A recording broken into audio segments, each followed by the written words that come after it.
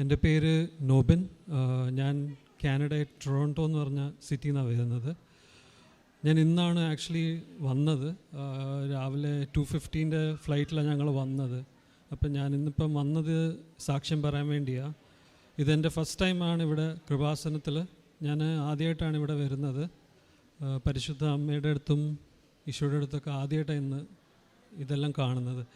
So ഞാൻ ഇവിടെ പറയാൻ വന്നതെന്ന് വെച്ചാൽ, എനിക്കുണ്ടായ എൻ്റെ ജീവിതത്തിൽ ഉടമ്പടി എന്നുള്ള ഒരു വലിയൊരു ബോധ്യവും അതിലൂടെ എനിക്ക് കിട്ടിയ ആത്മീയ അനുഭവങ്ങളും അതേപോലെ ഫിസിക്കൽ ഫേവേഴ്സും. അപ്പോൾ ഞാൻ എൻ്റെ ആത്മീയ മേഖലയിൽ വെച്ച് ഫിസിക്കൽ ഫേവേഴ്സിനെ കുറിച്ച് പറയാം. സോ അതിനു മുന്നേ കുറച്ച് എനിക്ക് ചെറിയ ബാക്ക്ഗ്രൗണ്ട് തരാറുണ്ട്. ഞാൻ ജനിച്ചു വളർന്നത് ഒരു ക്രിസ്ത്യൻ ഫാമിലിയാണ്. പക്ഷേ ഞാനൊരു മർത്തോമ ഫാമിലിയിലാണ് ജനിച്ചു വളർന്നത്. അപ്പം എൻ്റെ ഫെയ്ത്ത് ലൈഫ്, ഞാൻ ജനിച്ചു വളർന്നത് നോർത്ത് ഇന്ത്യയിലായിരുന്നു. അപ്പോൾ അവിടെ പള്ളിയൊന്നും അത്രയില്ല. അപ്പം ഞങ്ങൾ പ്രാർത്ഥിക്കും, ബൈബിൾ വായിക്കും, പക്ഷേ അങ്ങനെ വലിയൊരു ആത്മീയ ബന്ധങ്ങളൊന്നും ഇല്ലായിരുന്നു. അപ്പം അങ്ങനെ ഞാൻ എൻ്റെ ജീവിതം എന്ന് വെച്ചാൽ കുറച്ച് ലൗകികമായിരുന്നു. ജോലി, അങ്ങനത്തെ ഒരു ജീവിതമായിരുന്നു. അപ്പം ഒരു 29 വയസ്സ് വരെ അങ്ങനെ ആയിരുന്നു. പഠിച്ചു കഴിഞ്ഞ് PG കഴിഞ്ഞിട്ട് ഞാൻ ബാംഗ്ലൂരാണ് ജോലി ചെയ്ത് 5 വർഷം അവിടെ ജോലി ചെയ്തു. പക്ഷേ എന്തോ എനിക്കൊരു തൃപ്തിയില്ലായിരുന്നു എന്ത് ചെയ്തിട്ടും. അങ്ങനെയാണ് എൻ്റെ വൈഫ് കാത്തലിക് ആയിരുന്നു. ഞാൻ കല്യാണം കഴിച്ച കാത്തലിക് വൈഫാണ്. പക്ഷേ കല്യാണം കഴിച്ചത് മർത്തോമയിലായിരുന്നു. അപ്പം അങ്ങനെ എൻ്റെ വൈഫിൻ്റെ സജഷനിൽ ഞാൻ അങ്ങനെ ഒരു ധ്യാനം കൂടി അങ്ങനെ ഒരു വലിയൊരു ദൈവാനുഭവത്തിലേക്ക് വന്നു. ഈശോയായിട്ടൊരു ബന്ധം വന്നു 29-ാം വയസ്സിൽ. അത് കഴിഞ്ഞിട്ട് ഞങ്ങൾ കാനഡയിലേക്ക് മൈഗ്രേറ്റ് ചെയ്തു 2018. പക്ഷെ അത് കഴിഞ്ഞ് എൻ്റെ ജീവിതത്തിൽ ഒരുപാട് വേദനകളും സഹനങ്ങളും വരാൻ തുടങ്ങി. എൻ്റെ ഒരു വിശുദ്ധീകരണം അവിടുന്ന് തുടങ്ങാൻ തുടങ്ങി. ആ ഒരു യാത്രയിൽ 2021 ആയപ്പം എനിക്ക് വലിയൊരു ദൈവവിളി വരുന്ന പോലെ തോന്നി. അങ്ങനെ ദൈവത്തെ കൂടുതൽ അന്വേഷിക്കാനും ദൈവം ആരാണെന്ന് അറിയാനുള്ളൊരു വിളി കിട്ടിയ പോലെ എനിക്ക് ഒരുപാട് അനുഭവങ്ങൾ കിട്ടി, വചനത്തിലൂടെയും സ്വപ്നത്തിലൂടെയും. അപ്പോൾ അങ്ങനെ ഒരു അച്ഛനെ കണ്ട് സംസാരിച്ചു. പക്ഷെ അവിടെ അച്ഛൻ്റെ വഴിയിലും എനിക്ക് അത്ര ഒരു സക്സസ് കിട്ടിയില്ല. അപ്പം എൻ്റെ ആത്മീയ ജീവിതത്തിൽ ഒരുപാട് ഗ്രോത്ത് വരുന്നുണ്ടായിരുന്നു. അതേസമയം എനിക്ക് സാമ്പത്തികമായിട്ട് ഒരുപാട് പ്രശ്നങ്ങളുണ്ടായിരുന്നു. കാരണം ഞാൻ അവിടെ വെയർ ഹൗസ് ജോലിയാണ് ചെയ്തുകൊണ്ടിരുന്നത്. അങ്ങനെ 2020 ഞാൻ കാത്തലിക് ഫെയ്ത്തിൽ വന്നു, ഒരു അച്ഛൻ്റെ സഹായത്തിലൂടെ. അവിടെ ടൊറൻറ്റോയിലൊരു കാത്തലിക് പ്രീസ്റ്റ്, അതായത് കൊല്ലം ഡയസിസിലുണ്ടായിരുന്ന ഒരു കാത്തലിക് പ്രീസ്റ്റ് വഴി, മലയാളി പ്രീസ്റ്റായിരുന്നു, അദ്ദേഹത്തിൻ്റെ സഹായത്തിലൂടെ ഞാൻ കാത്തലിക് ഫെയ്ത്തിൽ വന്നു. പക്ഷേ അങ്ങനെ വന്നെങ്കിൽ എനിക്ക് കാത്തലിക് ഫെയ്ത്ത് എന്താണെന്നോ അല്ലെങ്കിൽ വിശ്വാസം എന്താണോ അങ്ങനെ വലിയ അമ്മമാതായിട്ടൊരു വലിയ ബന്ധമൊന്നുമില്ലായിരുന്നു. എന്നുവെച്ചാൽ എനിക്ക് പേടിയായിരുന്നു അമ്മയായിട്ട് കൂടുതൽ അടുക്കാൻ. കാരണം ഞങ്ങളുടെ വിശ്വാസത്തിലൊക്കെ പഠിച്ച ഈശോ ആണെല്ലാം, ഈശോ കഴിഞ്ഞിട്ടുള്ളൂ ആരും. അപ്പം ആ ഒരു ഭയം എനിക്കുണ്ടായിരുന്നു അടുക്കാൻ വേണ്ടി. പക്ഷേ 2021 ആയപ്പം ജോലിയുടെ മേഖല ഒരുപാട് തകർച്ച വരാൻ തുടങ്ങി, സാമ്പത്തിക തകർച്ച വരാൻ തുടങ്ങി. എനിക്ക് മാത്രമേ ജോലിയുള്ളൂ, വൈഫിന് ജോലിയില്ല. കാനഡയിലൊക്കെ എന്ന് പറഞ്ഞാൽ ജോലിയില്ലാതെ ജീവിക്കുന്നത് വലിയ പാടായിരുന്നു.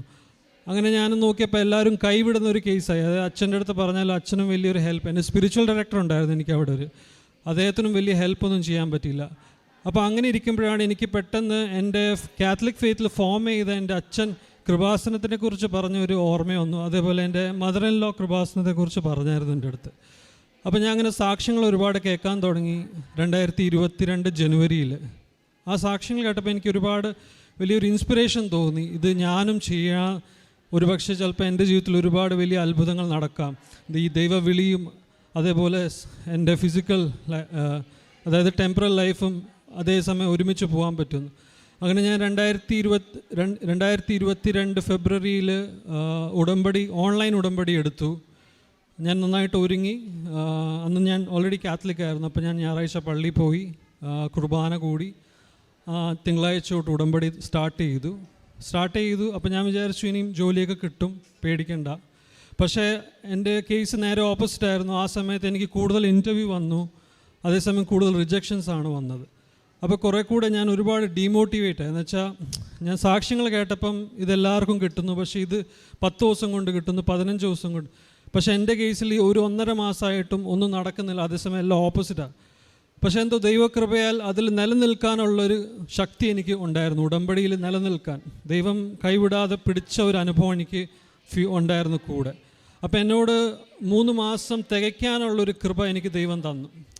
അങ്ങനെ ഞാൻ മെയ് 21 2022 എൻ്റെ ഉടമ്പടി തീർത്തു. അതേസമയം ഒരുപാട് ആത്മീയ അനുഭവങ്ങൾ കിട്ടി, പരിശുദ്ധ അമ്മ ആരാന്ന് എനിക്ക് ഒരുപാട് ഈശോ തന്നെ വെളിപ്പെടുത്താൻ തുടങ്ങി. അമ്മ ആരാണെന്നും അമ്മയായിട്ടുള്ള ബന്ധം എന്താണെന്നും. അങ്ങനെ അമ്മയായിട്ടൊരു ബന്ധം അവിടെ തുടങ്ങി. എൻ്റെ ഫസ്റ്റ് സ്റ്റാർട്ടിങ് സ്റ്റേജായി. അപ്പോൾ മെയ് 22 കറക്റ്റ് ഞാൻ എൻ്റെ ഉടമ്പടി കഴിഞ്ഞ അടുത്ത ദിവസം എനിക്കൊരു കമ്പനിയിൽ നിന്ന് മെയിൽ വന്നു. അത് ആക്ച്വലി ഞാൻ അപ്ലൈ ചെയ്തൊരു ജോലിയല്ല. ഞാൻ ആ ജോലി ഒരിക്കലും അപ്ലൈ ചെയ്തിട്ടില്ല. കാരണം ഞാൻ ആ ജോലി ആഗ്രഹിച്ചിട്ടുമില്ല. കാരണം ഞാൻ കോർപ്പറേറ്റ് ലൈഫ് ജോലി ചെയ്തതാണ് ബാംഗ്ലൂർ. അപ്പോൾ ഞാൻ ആഗ്രഹിച്ചില്ലായിരുന്നു അങ്ങനെ ഒരു ജോലി വേണമെന്ന്. പക്ഷേ അങ്ങനെ മെയ് 22 2022 എനിക്ക് മെയിൽ വരുന്നു, ഇതുപോലെ ഒരു പൊസിഷൻ വേക്കൻ്റ് ഉണ്ട്. എൻ്റെ സെയിം പ്രൊഫഷണൽ ഫീൽഡായിരുന്നു, ഞാൻ പഠിച്ച MBA ആയിരുന്നു. അപ്പോൾ ആ സെയിം ഫീൽഡിലെ ജോലിയായിരുന്നു. അപ്പം ഞാൻ വിചാരിച്ചു ഇതും സാധാരണ പോലെ അവർ ഇൻ്റർവ്യൂ ചെയ്യും, റിജക്റ്റ് ചെയ്യും. അപ്പം ഞാൻ പിന്നെ അത് വലിയ കാര്യമാക്കിയില്ല. പക്ഷേ ഞാൻ എൻ്റെ പ്രാർത്ഥനാ ജീവിതത്തിൽ ഒരുപാട് ശക്തിപ്പെട്ടു ആ സമയം ആയപ്പോഴത്തേക്ക്.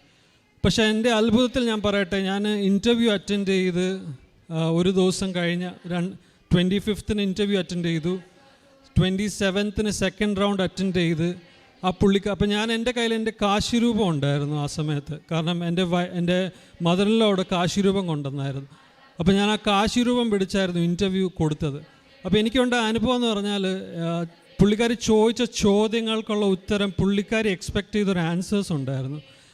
ആ ആൻസേഴ്സ് ഞാൻ എൻ്റെ മനസ്സിലൊരിക്കലും വിചാരിച്ചില്ല ആ ആൻസേഴ്സ് പറയണമെന്ന്. പക്ഷേ എൻ്റെ ഉള്ളിൽ ആരോ ആ ആൻസേഴ്സ് പറയാനാണ് പറഞ്ഞത്. അപ്പോൾ പിന്നീട് ഞാൻ അത് കഴിഞ്ഞപ്പോഴെനിക്ക് മനസ്സിലായത് പുള്ളിക്കാരി ആ ആൻസേഴ്സ് എക്സ്പെക്റ്റ് ചെയ്ത്. അത് കഴിഞ്ഞിട്ട് ഞാൻ ചോദിച്ചു ഇനി അടുത്ത സ്റ്റെപ്പ് ഉണ്ടാകുന്ന പറഞ്ഞ് പുള്ളിക്കാരി ഉടനെ എൻ്റെ അടുത്ത് പറഞ്ഞു വി വിൽ ഇനിഷ്യേറ്റ് ഒരു ഓൺ ബോർഡിങ് എന്ന് വെച്ചാൽ യു ആർ സെലക്റ്റഡ് എന്ന്. അപ്പോൾ എനിക്ക് ഒരുപാട് അത്ഭുതം തോന്നി. കാരണം ഞാനതൊരിക്കലും അപ്ലൈ ചെയ്തില്ലായിരുന്നു, ഞാൻ ഒരിക്കലും ആഗ്രഹിച്ചില്ല. അപ്പം എനിക്ക് അവിടെയാണ് എൻ്റെ വിശ്വാസം കുറച്ചുകൂടും വർദ്ധിപ്പിച്ചത്. അതായത് പരിശുദ്ധ അമ്മ ഉടമ്പടി വഴിയിലൂടെ ഇങ്ങനെയും സംഭവിക്കാമെന്ന്. അങ്ങനെ ജോലി കിട്ടി, സാമ്പത്തികം കുറച്ച് മെച്ചപ്പെടാൻ തുടങ്ങി. അപ്പോൾ എനിക്ക് ഉടമ്പടി എന്താണെന്ന് അപ്പോഴും ക്ലിയറായിട്ട് മനസ്സിലായില്ല. കാരണം ഞാൻ ആ സമയത്ത് വെയർ ഹൗസ് ജോബ് ചെയ്യുന്നതുകൊണ്ട് എനിക്ക് അച്ഛൻ്റെ ധ്യാനം കൂടാനുള്ള സമയം അത്രയും കിട്ടുന്നില്ലായിരുന്നു. പക്ഷേ ഞാൻ പ്രാർത്ഥനകളും ചെറിയ കാര്യങ്ങൾ പ്രവർത്തിക്കുക ചെയ്തു.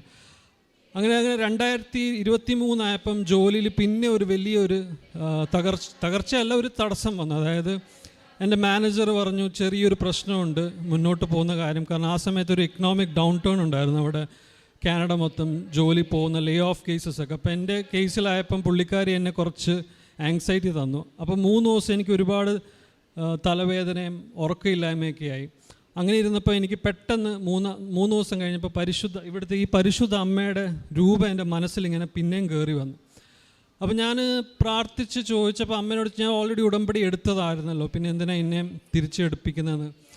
പക്ഷേ എന്തോ എന്നെ കൊണ്ട് പിന്നെ ഉടമ്പടി എടുപ്പിച്ചു. ഞാൻ അങ്ങനെ 2023 ഫെബ്രുവരി 20 പിന്നെ ഉടമ്പടി എടുത്തു അടുത്ത 3 മാസത്തേക്ക്. അപ്പം ഞാൻ എൻ്റെ ജോലി എന്ന് വെച്ചാൽ ഞാനൊരു കൺസൾട്ടിങ് ഫേമിലാണ്. അപ്പോൾ എൻ്റെ ജോലി ലാപ്ടോപ്പ് റിലേറ്റഡ് ആണ്. അപ്പോൾ ആ ഒരു ഉടമ്പടിയിൽ ഞാൻ സെക്കൻഡ് ടൈം ഓൺലൈൻ ഉടമ്പടി എടുത്തപ്പോഴാണ് എനിക്ക് അച്ഛൻ്റെ ധ്യാനം കൂടാൻ പറ്റിയത്. കാരണം ഞാൻ ജോലിയില്ലാത്ത സമയങ്ങളിൽ ഞാൻ ഹെഡ്ഫോൺ വെച്ച് അച്ഛൻ്റെ ധ്യാനം കൂടാൻ തുടങ്ങി ഓൺലൈനിൽ ചൊവ്വാഴ്ചത്തെ.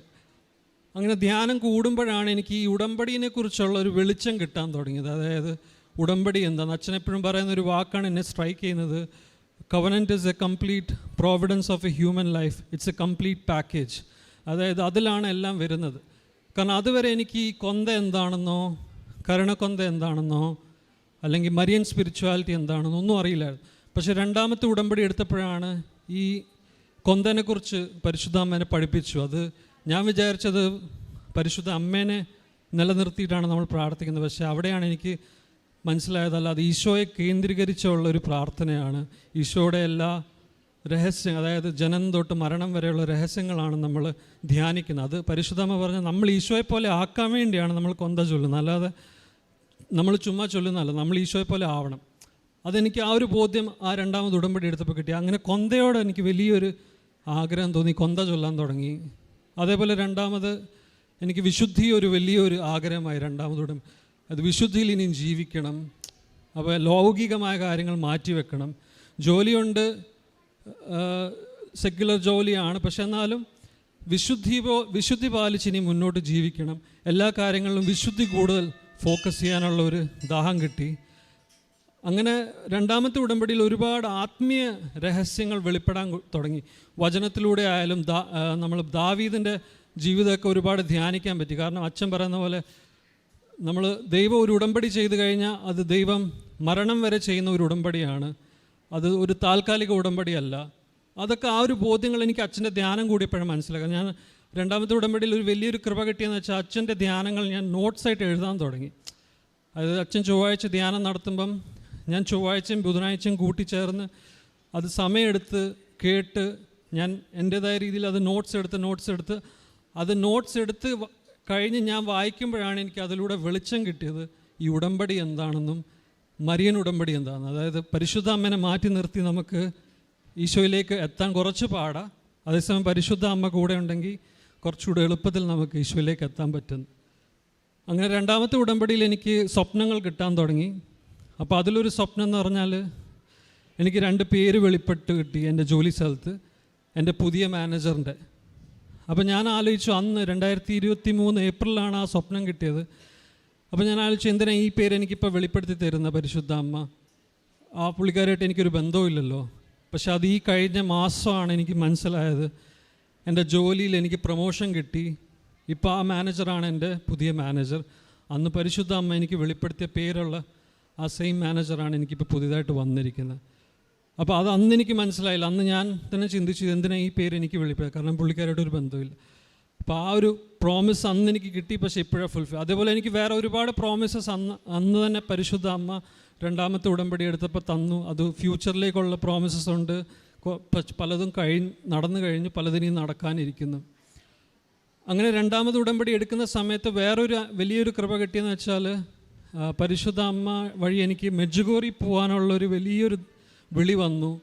അപ്പോൾ ഫെബ്രുവരി മാസം ഞാൻ ആ ധ്യാനം ഉടമ്പടി ചെയ്തുകൊണ്ടിരിക്കുമ്പം തന്നെ ഞാനൊരു ഡീക്കൻ്റെ എക്സ്പീരിയൻസ് കണ്ടുകൊണ്ടിരിക്കുമ്പോൾ എനിക്ക് ഉള്ളിൽ നിന്നൊരു വലിയൊരു വിളി വന്നു മെഡ്ജുഗോറിയിലേക്ക് വരാൻ. അങ്ങനെ ഞാൻ മെയ് 10 കറക്റ്റ് ഉടമ്പടി തീരുമ്പം പരിശുദ്ധ അമ്മ എന്നെ മെഡ്ജുഗോറിയിലേക്ക് പോകാനുള്ള ഒരു സാഹചര്യം ഒരുക്കി തന്നു. അങ്ങനെ 10 ദിവസം ഞാൻ മെഡ്ജുഗോറി പോയി പരിശുദ്ധ അമ്മയുടെ ആ ഒരു വലിയൊരു പ്രത്യക്ഷണത്തിൽ പോയി അത് എല്ലാം കാണാൻ പറ്റി. കാരണം ഞാൻ പറഞ്ഞല്ലോ, എൻ്റെ ബാക്ക്ഗ്രൗണ്ട് ഞാനൊരു ക്രിസ്ത്യൻ ആണെങ്കിൽ ഞാൻ നോൺ കാത്തലിക് ആയിരുന്നു.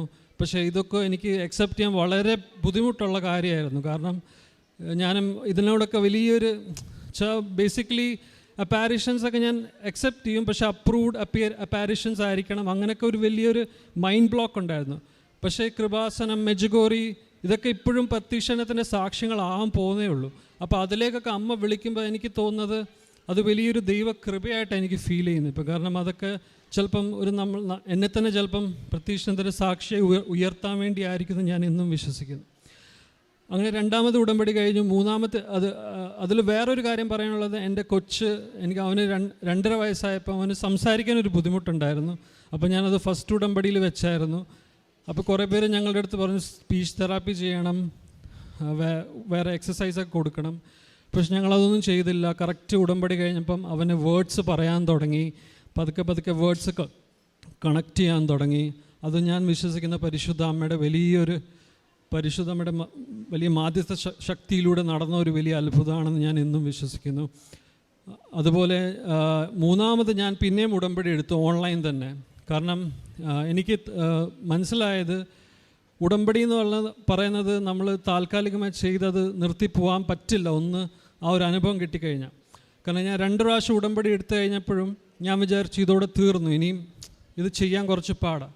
പക്ഷേ അതേസമയം ഓഗസ്റ്റ് 2023 ആയപ്പോൾ ഞാൻ വീണ്ടും എനിക്ക് വലിയൊരു ദാഹം തോന്നി ഉടമ്പടിയിലേക്ക് തിരിച്ചു കയറാനും ആ ഒരു ജീവിത രീതി മുന്നോട്ട് തുടരാനും. അപ്പോൾ അങ്ങനെ ഞാൻ 2023 ഓഗസ്റ്റിലേക്ക് ഉടമ്പടിയിൽ വീണ്ടും കയറിയപ്പം അവിടെ എനിക്ക് കിട്ടിയ വലിയൊരു ആത്മീയ കൃപ എന്ന് പറഞ്ഞാൽ, എനിക്ക് വചനം എൻ്റെ ഹൃദയത്തിലേക്ക് സ്റ്റോർ ചെയ്യാൻ തുടങ്ങി. അതായത് വായിക്കുന്നതിനെക്കാട്ടിലും കൂടുതൽ അത് ഓർമ്മയിൽ നിൽക്കാൻ തുടങ്ങി എൻ്റെ ഹൃദയത്തിൽ. ഇപ്പം ഞാൻ ചില വചനങ്ങൾ വായിക്കുമ്പോൾ അത് എൻ്റെ ഹൃദയത്തിൽ അത് സ്പർശിക്കാൻ തുടങ്ങി, അത് സ്റ്റോറായി കിടക്കാൻ തുടങ്ങി. അതിൻ്റെ കറക്റ്റ് അധ്യായം ഏതാ എവിടെ അതൊക്കെ എനിക്ക് ഓർമ്മയിൽ വരാൻ തുടങ്ങി. അത് എനിക്ക് ആദ്യം അത് വായിക്കുമ്പോൾ ഒന്നും എനിക്ക് അങ്ങനെ പെട്ടെന്ന് ഓർമ്മയില്ല. പക്ഷേ മൂന്നാമത്തെ ഉടമ്പടിയിൽ ഞാൻ കണ്ട ഒരു കൃപ എന്ന് പറഞ്ഞാൽ വചനത്തിൻ്റെ ഒരു കവാടം. അത് കൊളോസ്യൻസ് 4:2-3 വചനം പറയുന്നത് പോലെ ദൈവം വചനത്തിൻ്റെ കവാടം തുറന്നു കൊടുത്താലേ നമുക്ക് വചനം മനസ്സിൽ പോലും ആവത്തുള്ളൂ. അപ്പോൾ ആ ഒരു അനുഭവമായിരുന്നു എനിക്ക് മൂന്നാമത് ഉടമ്പടി എടുത്തപ്പോൾ. വചനത്തിൻ്റെ വലിയൊരു കവാടം തുറന്നു കിട്ടി, വചനം വായിക്കുവാനും അത് ഹൃദയത്തിൽ സംഗ്രഹിക്കുവാനും അത് ചേർത്ത് പിടിച്ച് ജീവിക്കാനും. അപ്പോൾ ഓരോ സാഹചര്യത്തിൽ വചനത്തെ കൂടുതൽ മനസ്സിലാക്കി വചനം അനുസരിച്ച് മുന്നോട്ട് ഇനിയും ജീവിക്കണം. ഉടമ്പടി ഒരു നിത്യതയുടെ ഒരു പ്രോജക്റ്റാണെന്ന് അച്ഛൻ പറയുന്ന ആ ഒരു വലിയൊരു വെളിച്ചം മൂന്നാമത് ഓൺലൈൻ ഉടമ്പടി എടുത്തപ്പോഴാണ് എനിക്ക് ബോധ്യം കിട്ടിയത്. അതായത് അത് ഈ ഒരു ഭൗതിക നേട്ടത്തിന് മാത്രമല്ല, അത് നമ്മുടെ നിത്യതയ്ക്കുള്ള പ്രോജക്റ്റാണെന്നുള്ള ഒരു വലിയൊരു റെവലേഷൻ, അല്ലെ ഒരു കൺവിക്ഷൻ എൻ്റെ ഉള്ളിൽ എനിക്ക് കിട്ടി മൂന്നാമത് ഉടമ്പടി എടുത്തപ്പം. ഇതൊക്കെയാണ് എൻ്റെ മെയിനായിട്ടുള്ള അനുഭവങ്ങൾ. കാരണം ഞാനിവിടെ ഇന്ന് വന്നത് സാക്ഷ്യം പറയാനായിരുന്നു. നാളെയാണ് ഞാനിവിടെ വന്ന് ഉടമ്പടി എടുക്കാൻ പോകുന്നത്. അപ്പം അതിൻ്റെ മുന്നേ ഞാനൊരു കാര്യം പറയാൻ മറന്നുപോയി സിസ്റ്ററിനോട്. കാരണം എനിക്ക് വേറെ രണ്ടൊരു സ്വപ്നങ്ങൾ ഈ കഴിഞ്ഞ ഉടമ്പടിയിൽ കിട്ടിയത്. ഞാനിവിടെ ക്യൂ നിൽക്കുന്നു, ഞാൻ ഈ അൾത്താരയിൽ നിൽക്കുന്നു. അത് 2 ദിവസമായിട്ടാണ് ഞാൻ കണ്ടത്. അപ്പോൾ ഞാൻ ഇന്നിവിടെ വന്നപ്പോൾ എനിക്ക് ഒരുപാട് കൺഫ്യൂഷനായിരുന്നു. ഞാൻ എവിടെ പോകേണ്ടത്, ആരുടെ അടുത്ത് സംസാരിക്കേണ്ടത്, എവിടെ സാക്ഷ്യം പറയേണ്ടത്. അപ്പം പലയിടത്തും ചോദിച്ചപ്പോൾ എനിക്ക് ഒന്നും ക്ലിയറായിട്ട് കിട്ടിയില്ല. അങ്ങനെ സിസ്റ്ററിനെ കണ്ടു, അപ്പോഴും എനിക്ക് ക്ലാരിറ്റി കിട്ടിയില്ല. പക്ഷെ ഞാൻ ഇവിടെ വന്ന് സൈഡിൽ നിന്നപ്പം ഞാൻ ഈ രൂപം നോക്കിയിട്ട് അമ്മേനോട് പറഞ്ഞു, അമ്മേ നീയല്ല സ്വപ്നത്തിൽ കാണിച്ചത്, ഞാനിവിടെ ക്യൂ നിൽക്കുന്നു, ഞാൻ ഈ ആൾത്താരെ നിൽക്കുന്നു. അപ്പോൾ തന്നെ എനിക്ക് മനസ്സിലായി ഞാനിന്ന് സാക്ഷ്യം പറഞ്ഞിട്ടേ പോകുന്നുള്ളൂ.